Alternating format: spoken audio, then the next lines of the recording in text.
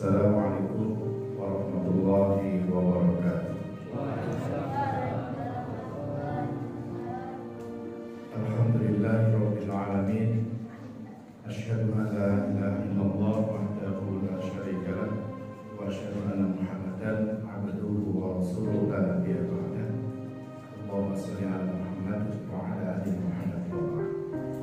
Jamaah salat Isya insyaallah salat tarawih Masjid Al-Ikhlas yang saya hormati. Sekian hari kita lalui puasa kita, alhamdulillah. Dan tentu kita semua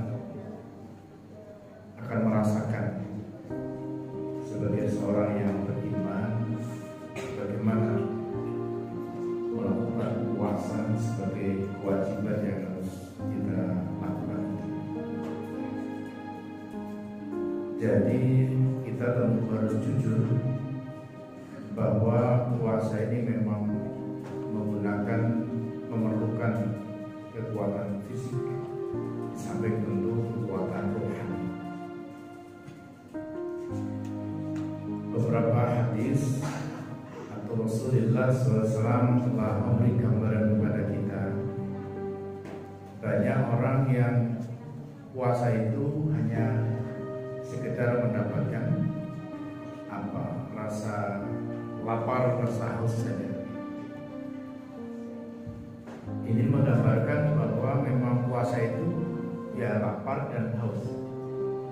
Artinya ketika orang berpuasa itu lapar, haus, ya itu memang seperti itu. Memang seperti itu. Jadi tidak usah kita tutup-tutupi juga. Puasa itu tidak usah kita tutup-tutupi. Memang seperti itu. Ada lapar, ada dahaga, ada haus. Bahkan doanya pun setelah berbuka kata Allah mau wabtalatil qulubu wa tabadalatil insya.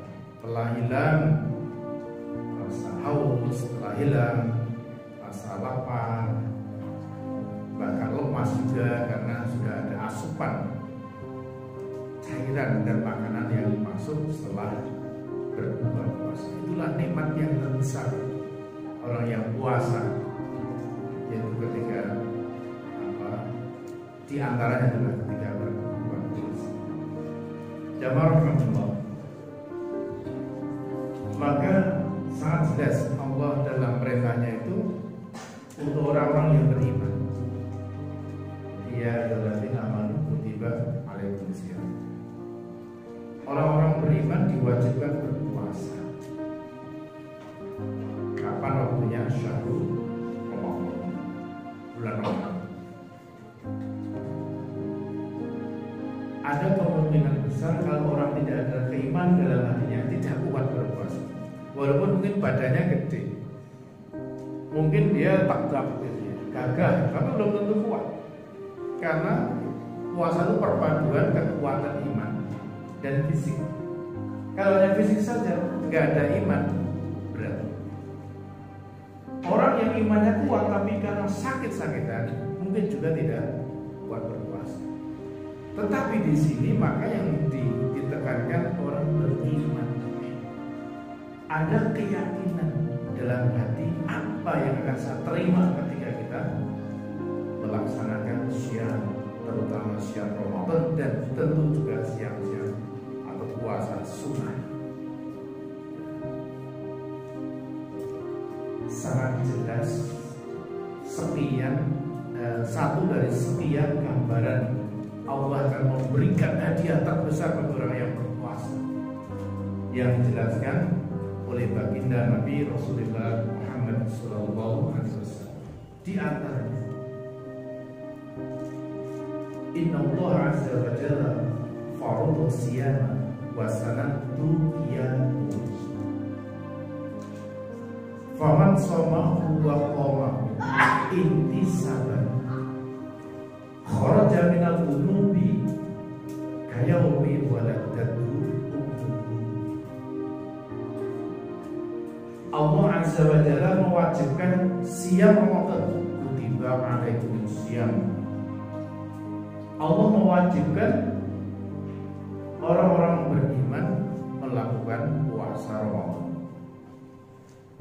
Dan aku, kata Nabi, mensunahkan qiyam Ramadan, sholat di malam harinya. Kita lakukan, yaitu yang kita sebut dengan sholat tarawih.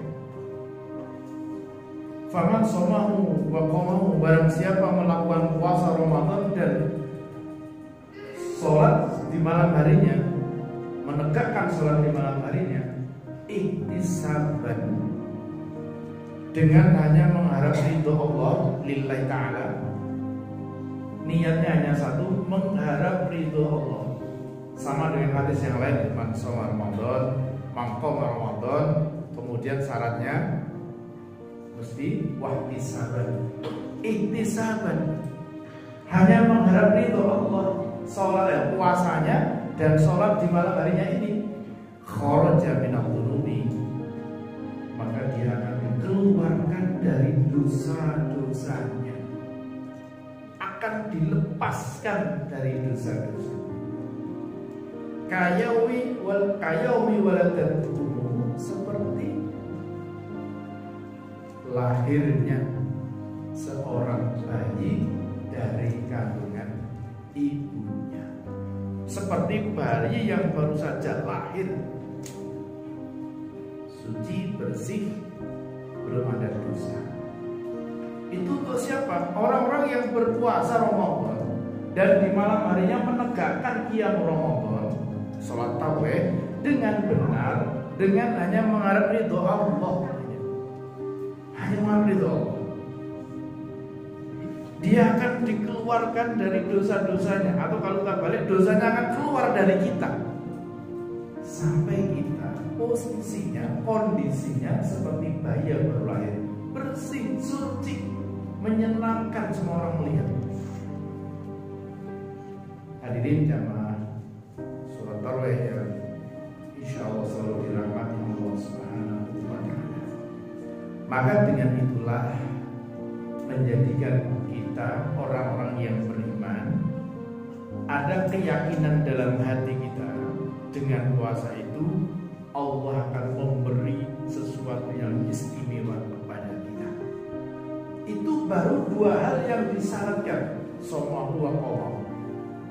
Belum kemudian amaliyah yang kita lakukannya, tergarusnya tilawah Qur'annya, man qara'a harfan min kitabillah falahu bihasanah wal hasanatu bi asyri amsalih. Baca satu huruf Al-Quran itu dinilai satu kebaikan setara dengan 10 pahala. Itu di bulan Ramadan. Itu di luar Ramadan. Di bulan Ramadan lebih dikalikan, dilipatkan oleh Allah Subhanahu wa Ta'ala. Itu satu huruf. Bagaimana ketika 10 huruf Al-Quran, satu baris, setiap ayatnya satu halaman Quran, atau nanti pada akhirnya 30 juz kita selesaikan, syukur lebih dari itu. Subhanallah, Allah mencurahkan pahala kepada kita, dan itu bagian dari bekal yang akan kita bawa, bahwa kita akan melewati sesuatu yang sangat luas yang namanya alam kubur. Itu bagian yang akan menyelamatkan kita. Belum sedekah kita di bulan Ramadan, seberapapun Allah melipat gandakan pahalanya. Belum kita di dalam melakukan sholat kita, belum zikir-zikir kita di bulan Ramadan. Itu yang membuat kharaja minadh dhunubi, kita akan keluar dari dosa-dosanya. Artinya Allah mengampuni dosa-dosa kita, sehingga seperti bisikan malaikat Jibril kepada Nabi SAW, sungguh rugi dan kecewa orang yang ketemu bulan Ramadan tetapi tidak mendapatkan ampunan Allah. Itu orang yang paling rugi. Maka marilah kita jangan sampai termasuk orang-orang yang rugi. Itu orang yang ketemu Ramadan tapi tidak dapat ampunan. Tapi kita insya Allah akhir Ramadan, di situ pula Allah mengampuni atas dosa-dosa kita, karena kita menjaga puasa kita baik dan menjaga salat malam kita seperti ini dengan baik, insyaallah. Mudah-mudahan Allah Subhanahu wa taala memberikan kekuatan kepada kita sehingga sampai akhir nanti kita bisa laksanakan puasa Ramadan dengan baik, dengan sempurna, dan amaliyah Ramadan yang kita lakukan dengan baik sehingga insyaallah kita menjadi hamba-hamba yang diampuni, mendapatkan maghfirah dari Allah Subhanahu wa taala. Demikian yang saya sampaikan, ada salah